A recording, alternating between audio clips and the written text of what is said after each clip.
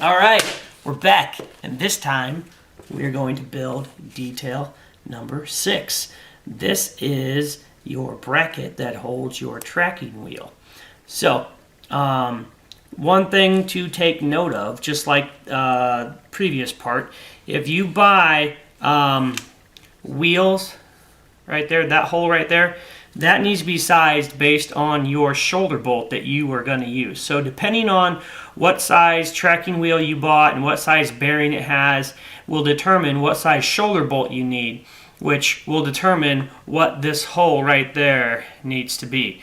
So I'm using a 1/2 inch shoulder bolt, so that should say 3/8/16 for that threaded hole. Anyways, let's get started.